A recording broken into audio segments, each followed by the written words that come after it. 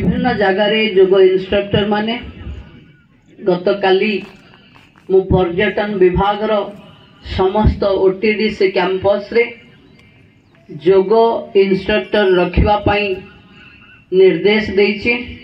जी जोठी पर्यटन विभाग ओटीडीसी थिबो सकाळे एवं संध्यारे जोग करबाकू से माने तांका अतिथि बा से जगार जे मेंबर ही पारिबो बहुत नॉमिनल पैसा रे बहुत एक्सपर्ट जोग वाला को से माने आनी आपन को एक पोर्टफोलियो सिखेबे।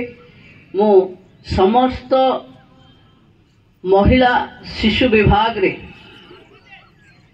सीडीपीओ ऑफिस रे जोग इंस्ट्रक्टर रखिबा पई भी गतकाली आमे निर्देश देइछु। तेणु आगो को जोग ओडिशा भारत सरकार तो एक अंग हो सारी ओडिशा सरकार रो समस्त सरकारी ऑफिस रो एक अंग भावे एवं प्रत्यक्ष भावे हबो एक कथा आम सरकार दायित्व नैछि। मु पुणी थरे आपण मान का सहयोग रे आपण मान का साथी रे निमापड़ार ओडिशा रो विकास करबा पई जो दायित्व आपण माने देइचंती आमे सब साधारण लोक आपण मान का पाखे बहुत बड़ बड़ पदवी रे आमे देखा जाउछु।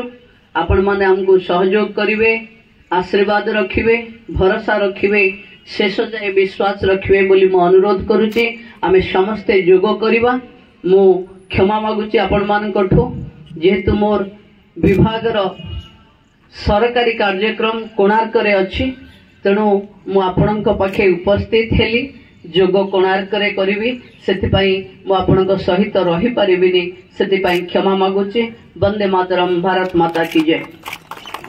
बंधु माने आमे समस्ते जानिछे जोग भारत वर्षर एक पुरातन परंपरा मुनि ऋषि बेलू 8 9 10 1 2 3 4 5 6 7 8 9 10 1 2 3 4 5 6 7 8 9 10 सुस्थ रिलैक्स है। वर्तमान आमर ग्रीवा संचालन ग्रीवार्थ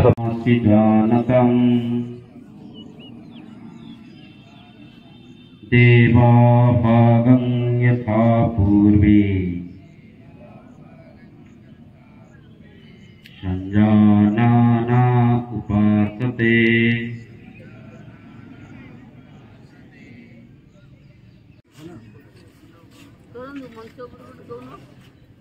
जो माने प्रवेश कले से माने मोबाइल साइलेंट मोड कर दिंतु।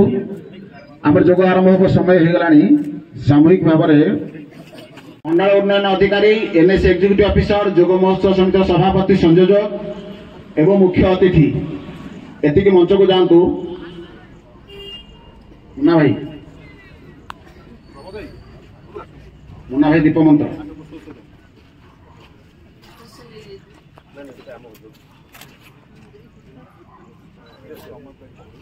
बर्तमान आम मंडल उन्नयन अधिकारी जोग महोत्सव समिति सभापति मुख्य अतिथि महोदय को पुष्पमाली एवं फूलतड़ा एवं उपढौकन दे संबोधित करछंती।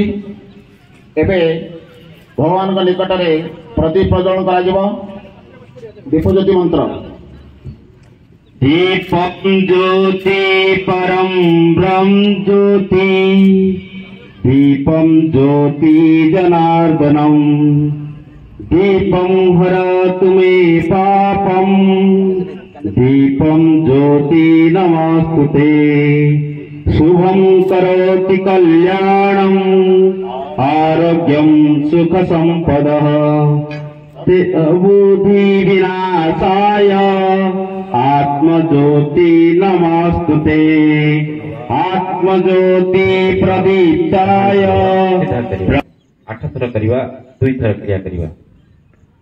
एही क्रिया करिवा द्वारा निज शरीर रो पेक समस्या दूरीभूत होता है मन सुस्थ सबल रही थाए बात पीत जनित समस्या दूरीभूत होता है ब्लड रखिए।